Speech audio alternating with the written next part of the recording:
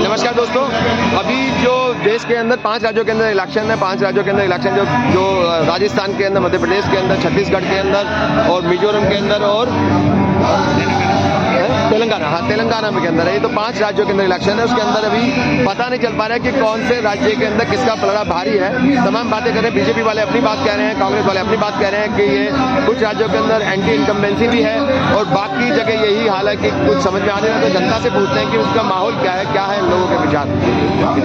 Sir नमस्कार। Sir आपको कैसा लगता है कि अभी जो माहौल है जो 5 राज्यों का, उसके अंदर क्या लगता है आपको, किसको बहुमत मिलेगा? उसमें से बीजेपी कांग्रेस किसका लगता है आपको पलड़ा भारी है? 5 राज्यों में सबसे पहली बात मैं 3 राज्य के छत्तीसगढ़ तो 100% कांग्रेस के पक्ष में, 100% कांग्रेस के पक्ष में जारी सभी लोगों ने माना। अपनी बात राजस्थान और मध्य प्रदेश, तो मध्य प्रदेश में ताजा जो सर्वे हुआ है उसके अनुसार 43% बीजेपी को और 42% कांग्रेस को बहुमत दिखाया। मतलब बहुत बिल्कुल है।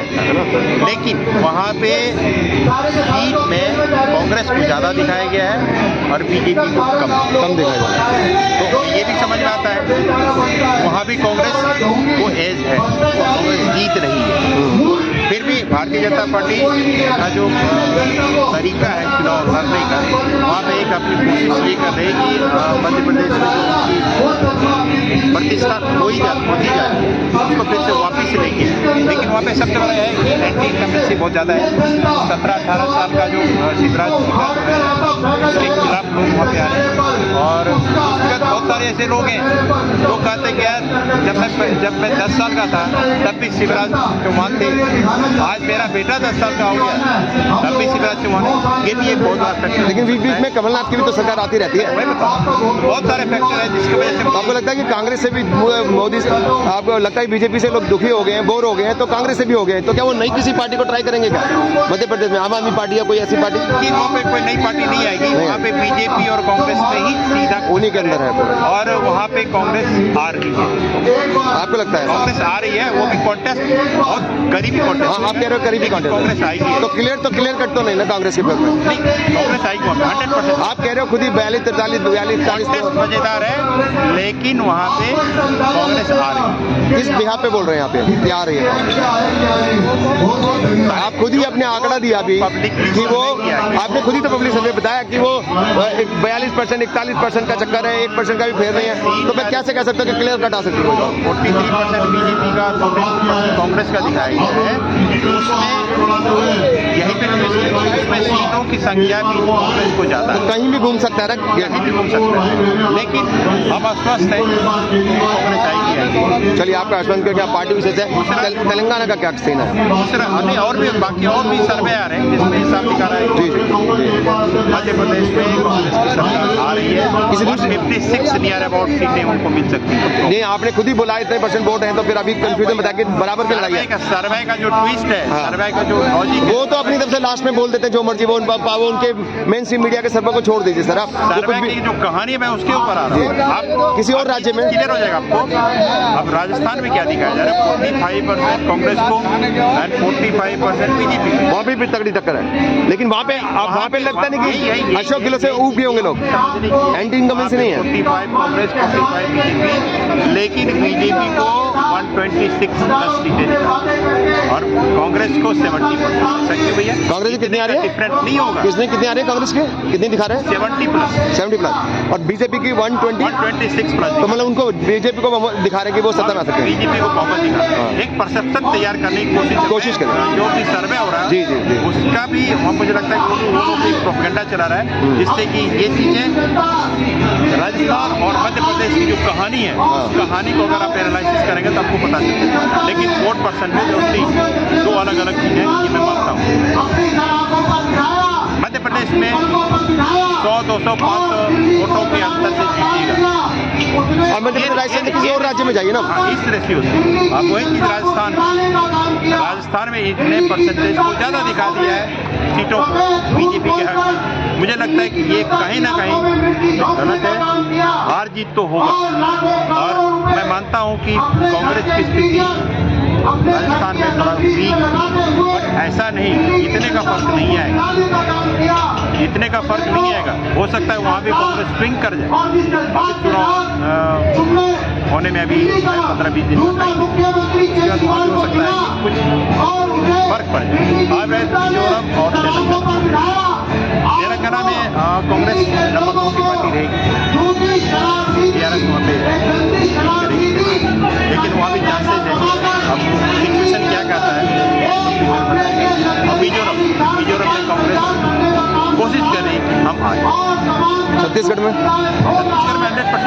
100% चांस है। तो बीजेपी के आपको क्या लगता है कि 5 स्टेट के अंदर बीजेपी के चांस कम है? अगर 5 स्टेट में से बीजेपी 2 स्टेट भी लेके आती है बीजेपी के लिए बहुत बड़ी। तो अगर इन 5 स्टेट का रिजल्ट अगर हम देखेंगे, कांग्रेस के पास खोने के लिए कुछ नहीं है। अगर राजस्थान निकल भी जाता है तो उसको छत्तीसगढ़ और मध्य प्रदेश दिखता है, उसको खोने के लिए कुछ नहीं है। अगर राजस्थान को बचा लिया ये प्लस हो जाएगा। आपको लगता नहीं कि पूरा भारत खो दिया कांग्रेस ने? आप कह रहे हो खोने के लिए कुछ नहीं है? भाई साहब, पूरा भारत खो दिया उन्होंने। कहीं तो कोई कमी थी कि कोई दूसरी पार्टी जीत गई।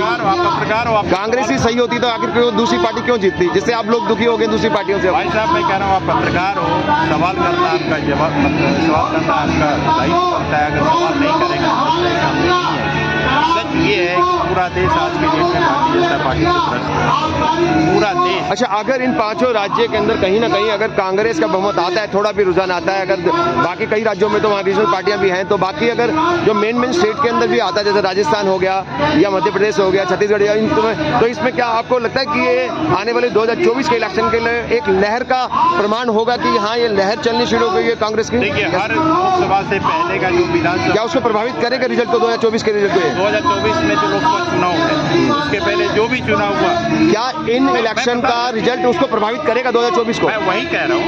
हम कहता है कि ये 2024 का सेमीफाइनल है, 2024 का सेमीफाइनल है 2024।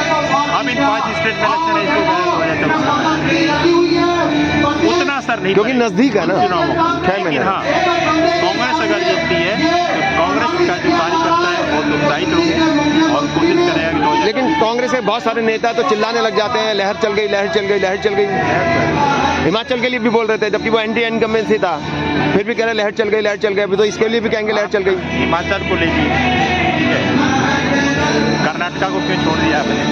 हाँ, तो उसके लिए भी कह रहे थे बाद में, आपको पता कांग्रेस ही बोल रहे थे कि लहर चल गई, लहर चल गई, लेकिन वो ये नहीं देखते हैं कि अभी जो लहर है वो कभी दूर है, अभी इलेक्शन दूर है। दूसरी बात, लहर क्या एंटी इनकम्बेंसी है, मैं आपकी बात खुद से मैं सहमत हूँ कि आप ये कनाट प्लेस में जो सेंट्रल पार्क है, यहाँ के परसेप्शन को देखते हुए ऐसा लगता है नहीं, कांग्रेस के बड़े लीडर बोलते हैं कि लहर चल गई। ये जो परसेप्शन है बीजेपी क्रिएट कर रही है यहाँ पे, इसको देख के तो आपको जरूर मैं इसकी बात नहीं कर रहा सर, मैं आपसे बात कर रहा हूँ, इतनी देर से मैं आपसे बात कर रहा हूँ, मैं इसको देख के नहीं बोल रहा। हाँ, तो मैं सर वही बोल रहा हूँ कि अगर वो लहर आपको लगता है कि जीत जाती है तो उसको आप एंटी इनकम्बेंसी मानेंगे या लहर मानेंगे? जी, मैं लहर मानूं। एंटी इनकम्बेंसी तो तभी होती है जब लहर होती है। ठीक है, तो आपको लहर तभी होती है जब नहीं सर, किसी चीज से किसी से बोर होने का मतलब ये नहीं होता कि वो दूसरे के फेवर में है। अगर मोदी से लोग बोर हो गए तो इसका ये मतलब नहीं है कि राहुल के फेवर में, लेकिन वो मजबूरी है कि कोई है नहीं तो उसी को देंगे वोट। वो बोर होने की बात नहीं है। हमारे 4-5 मुद्दे हैं जो मुख्य और बेसिक मुद्दे हैं, उस मुद्दे से बीजेपी बहुत दूर तक बीजेपी का कोई रिश्ता ही नहीं है। महंगाई, भ्रष्टाचार, बेरोजगारी, शिक्षा, तो क्या कांग्रेस गारंटी देती है कि वो सब चीजें खत्म कर देगी, महंगाई खत्म कर देगी, भ्रष्टाचार खत्म कर देगी? एफिडेविट क्यों नहीं देते कांग्रेस के लोग? एफिडेविट में लिख के दीजिए ना। महंगाई आज के डेट में जिस तरीके से है, जिन चीजों पे है, लोगों को जिससे सीधा सरोकार है उस पर तो कंट्रोल देगी कांग्रेस, कंट्रोल कर लेगी। जिससे सीधा सरोकार है, महंगाई को कंट्रोल कर लेगी, पूर्ण रूप से अनएम्प्लॉयमेंट को खत्म कर देगी, सीधा सरोकार, गरीबी को खत्म कर देगी, बेरोजगारी को खत्म कर देगी। अगर कहाँ कहते हो आप तो बोलो कि अपने लीडर को कि एफिडेविट दीजिए, जनता को कोर्ट के अंदर एफिडेविट दीजिए कि हम इसको खत्म कर देंगे। अगर हमारे देश की आबादी 140 करोड़ है, उसको ये कह दे कि हमारे देश में नौकरी नहीं है, सरकार किस लिए? सर, तमाम मुद्दे में मान लिया कि वो चलो सरकार किस लिए? तमाम प्रॉब्लम है आज। आप वोट किस बात पे लेंगे? आपकी बात सही है, लेकिन दूसरी पार्टी भी तो वो ये क्या वोट मांग रही है कि मैं बेरोजगारी खत्म कर दूंगा, ये कर दूंगा, ये देखो सरकार कुछ नहीं कर पाई। तो आप करेंगे तो आप बताइए, एफिडेविट पे लिख के दीजिए ना कोर्ट के अंदर कि हम खत्म कर देंगे, इसलिए वोट दो हमें। क्या बेरोजगारी की चर्चा जितनी आज हो रही है 2014 से पहले हुआ करती थी? नहीं तो लेकिन वो राहुल गांधी की वजह से नहीं हो रही है। एक्टिविस्ट इतने शोर मचा रहे हैं पिछले 1 साल से, इस वजह से हो रही है चर्चा। राहुल गांधी ने हाईजैक किया उस आइडिया को। 2014 से पहले इतनी चर्चा होती थी क्या? नहीं होती थी, लेकिन हाँ कुछ प्लानिंग तो जरूर राहुल गांधी ने किया हुआ है कि कैसे हम इस चीजों को कंट्रोल करेंगे। ये तो जनता को बताना चाहिए ना सर। नहीं, यही स्ट्रेटेजी है, क्यों बताएंगे हम अपनी स्ट्रेटेजी किसी को क्यों देंगे? से जनता को भी नहीं बताएंगे हम कैसे खत्म करेंगे। हम बेरोजगारी खत्म करेंगे तो ये लिख के दे दो एफिडेविट पे, क्यों देंगे?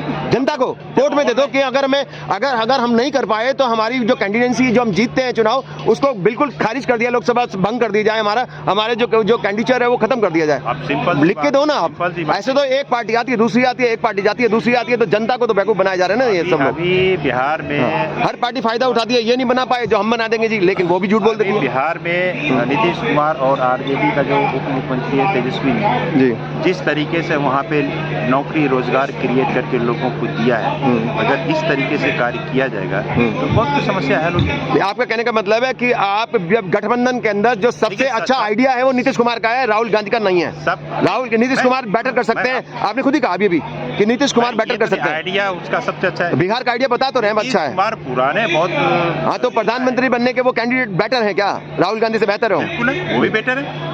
वो भी नहीं, राहुल गांधी से बेहतर है। वो भी बेटर है, राहुल गांधी से बेटर नहीं, वो भी बेटर है। तो अच्छा मल्लिका, अभी पिछले दिनों सर हम माफी चाहते हैं बात घुमाने के लिए, अब अभी पिछले दिनों ये चर्चा चल रही थी क्या मल्लिकार्जुन खड़गे सर को बनाया जा सकता क्या? बिल्कुल बनाया, प्रधानमंत्री कैंडिडेट, क्योंकि उससे 80% वोट आ सकते हैं कांग्रेस के पास। ये तुरुप का इक्का हो सकता है। बिल्कुल, कभी अभी तक कोई भी गरीब आदमी, ओबीसी या दलित तो कोई बना ही नहीं अभी तक। तो कांग्रेस के हाथ में बहुत बड़ा ये पत्ता है, लेकिन वो क्या प्ले करेगी कि कांग्रेस राहुल को आगे कर देगी हर बार जीतने के बाद? बिल्कुल बनाया जा सकता है। तो ये करेंगे, सोच सकती है कि आपके विचार हैं, कांग्रेस कर सकती है क्या ऐसा? पहली बार होगा कि कांग्रेस किसी दलित को प्रधानमंत्री बना देगी, 80% वोट मिल जाएंगे उनको। कांग्रेस का जो अध्यक्ष है उसको ऐसे ही थोड़ी अध्यक्ष बनाएंगे। नहीं, अध्यक्ष तो यूज भी करते हैं ना, कई बार यूज करके जाए, चलो जी वोट के रुझान देख लिया, उसके बाद आगे कर दिया राहुल गांधी को जीतने के बाद। तो वही चर्चा चल रही है, एज पर सिचुएशन काम किया जाए। सोशल मीडिया में चर्चा है ये, जो सिचुएशन होता है उस वक्त। नहीं, पहले डिक्लेयर करोगे तो वोट भी मिलेगा ना, मेरे कहने का मतलब ये वोट भी मिलेगा। जो आपके वोट छिन गए हैं, जो चले गए, दूसरी पार्टियां उसको कब्जे में कर लिए, वो वापस आ जाएंगे। एक उम्मीदवार तो है ही, वो प्रधानमंत्री वही बनेंगे, राहुल जी भी है लाइन में, तो क्या दिक्कत है? नहीं, 2-2 4-4 तो घुसन पिटी करवानी है। इलेक्शन जीतने के बाद तलवारें निकल जाएंगी, वो सब देखना नहीं चाहती जनता। जनता जी दंगल करवाएंगी क्या भैया? मैं कहता हूँ तो जीतने के बाद दंगल नहीं कराना ना, पहले बोल दीजिए, तो उसमें वोट भी मिलेगा। संवैधानिक प्रक्रिया, उसके अनुसार जो भी होगा देखा जाएगा।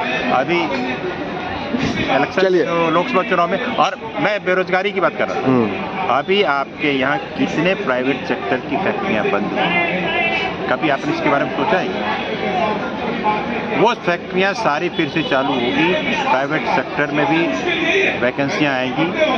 तो क्या आप कुछ चलिए तमाम मुद्दे के प्राइवेटाइजेशन भी आप रिवर्स करोगे क्या? इसको सब कुछ कैसे करोगे? जो प्राइवेट बेच दिए हैं, जो हमारी नवरत्न कंपनियां भी बेच रहे हैं और धीरे धीरे करके बड़ी बड़ी कंपनियों को बेच रहे हैं, क्या इसको रोकेंगी सरकार? कांग्रेस सरकार इस पर कहीं रोकथाम लगाएगी? बिल्कुल रोकेगी, क्योंकि जनता को इस बाजार के हवाले छोड़ दिया गया हर चीज के अंदर। इंदिरा गांधी ने बैंकों का नेशनलाइजेशन किया था, पता है ना? जी जी, कितनी बड़ी, इसीलिए पूछ रहा हूँ मैं क्वेश्चन, कितनी बड़ी क्रांति। बिल्कुल बिल्कुल, वापस इनको बिल्कुल करेगी। आप इंदिरा जी के नाम पे वोट नहीं ले सकते। अभी आज की बात भाई साहब, मैंने वो कांग्रेस का आइडियोलॉजी को, नहीं, कांग्रेस की आइडियोलॉजी को तो अब आप लोग बढ़ा नहीं रहे ना आगे, तभी तो डाउन हो गई कांग्रेस। अगर उसी कांग्रेस को अगर बढ़ाते आप आगे तो जाती नहीं सरकार, ये कांग्रेस जाती नहीं ना कहीं। जनता ये सवाल नहीं करती कि आप देश को क्यों बेच रहे हैं। पार्टिकुलर एक ही आदमी को जो दिया जा रहा है उससे डर, अगर एक आदमी दो दो चीज उसके अंडर में सारा,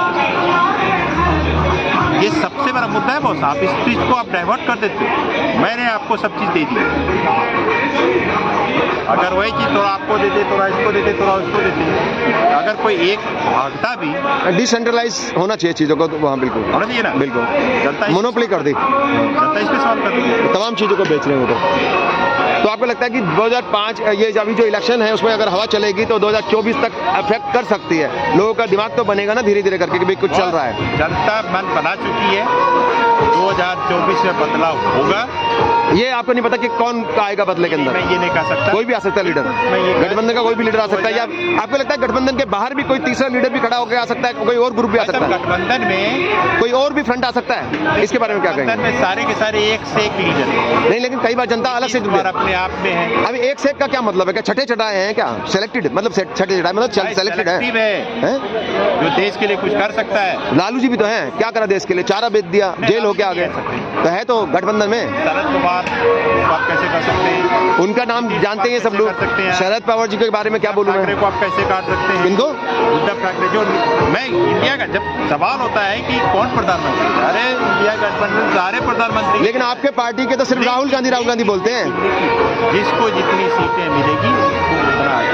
ये तो दंगल करवाएंगे फिर, यही मतलब है सीधा। अगर नीतीश कुमार को ज्यादा सीटें मिलेगी तो वो क्या कहेगा मेरे को बनाओ, दंगल होगा ना फिर। आप क्या राहुल गांधी को बनाओ? इसी बात पे तो गठबंधन हुआ है कि कांग्रेस को जहाँ तो आप अभी एक नेता के रूप में ही अब कंसेंसस नहीं बन पा रही है, आप लोग सहमति नहीं कर पा रहे हो, तो बाद में क्या करोगे? कुर्सी को तोड़ दोगे सारे के सारे खींच के, जैसे 77 के बाद हुआ था। अरे वैसा ये आप लोगों के मनगढ़ंत, आप लोगों को तो दंगल देखना है, की मनगढ़ंत कहानी है। दंगल देखना है ना आपने। नेता का नाम नहीं बताएंगे अभी। गठबंधन देगा, गठबंधन को कुछ हुआ नहीं है। हाँ थोड़ी बहुत अड़चने तो आती रहती है, थोड़ा तो होता रहता है। चलिए बहुत बहुत शुक्रिया। कार्यकर्ता हम कांग्रेस के कार्यकर्ता जी। हैं। मैं भी चाहूंगा कि कांग्रेस की सरकार बने, राहुल गांधी सरकार डेफिनेटली जी, बहुत बहुत शुक्रिया जी। मल्लिकार्जुन खड़गे बने, तो हर कोई, हर कार्यकर्ता ये चाहता है कि उनकी पार्टी का ही ठीक है। तो आपकी तरफ से आपकी कांग्रेस का जो है ये आइडिया कि भाई अगर राहुल गांधी के साथ है मल्लिकार्जुन खड़गे सर का भी है एक नाम आपकी तरफ से। ठीक है, धन्यवाद, बहुत बहुत शुक्रिया। राहुल गांधी ने हमेशा मल्लिकार्जुन खड़गे का समर्थन किया, उनको इज्जत दिया है। मैं समझता हूँ अगर जरूरत पड़ी तो उनको प्रधानमंत्री बनाना। पहले अगर डिक्लेयर करेंगे तो फायदा मिलेगा, मैं बता रहा हूँ आपको। पहले डिक्लेयर करेंगे तो फायदा मिलेगा, बाद में वो लोग हवा में वोट नहीं देते, लोग हवा में वोट नहीं देते। आप पहले बोलेंगे कि इनको बनाएंगे तो 80% वोट मिल सकते हैं आपको। अभी मल्लिकार्जुन खड़गे कांग्रेस के अध्यक्ष हैं। हाँ, दिग्गज नेता है, सीनियर है, जेंटलमैन है, बुद्धिमान आदमी है, उसके बाद विचारक है। मेरा हमेशा संवैधानिक चीजों पे संवैधानिक चीजों का, और उनका सारी पार्टी वाले सम्मान भी करते हैं, ज्यादातर पार्टी वाले उनका सम्मान करते हैं। हाँ, तो इसलिए तो आप ऐसा चाहिए जिसपे कंसेंसस बन जाए, सभी लोग की सहमति बन जाए, सारी पार्टियों की। बहुत बहुत शुक्रिया, धन्यवाद। सहमति बनेगी, हाँ बन जाएंगे। थैंक यू, बहुत बहुत शुक्रिया। तो ये अभी कांग्रेस के जाने माने एक विचारक हैं, एक जो अभी इनसे बात की, काफ़ी बुद्धिमान जो वक्ता हैं। हम इनसे अलग अलग मुद्दों के ऊपर बातचीत करते हैं। आज सिर्फ इस मुद्दे पे बात किया है कि हमने कि अभी 5 राज्यों के इलेक्शन के अंदर क्या होगा, कैसा रुझान होगा, क्या होगा इसके बाद में, क्या वो 2024 को अफेक्ट करेगा नहीं करेगा, इन तमाम बातों पे बात हुई। तो ये भी अपनी बात बोलते हैं, हमने भी अपनी बात बोली। जनता बताइए, आप कमेंट्स के अंदर लिख सकते हैं। और आप इसको, अगर आपको वीडियो अच्छी लगती है तो प्लीज़ इसको लाइक करिए और शेयर कीजिए और सब्सक्राइब जरूर कीजिएगा। Please do subscribe it. आप अगर आप चाहते हो कि ये चैनल चलता रहे, ये निष्पक्ष रूप से मैं कोशिश कर रहा हूँ, तमाम पार्टियों के बारे में लिखता हूँ,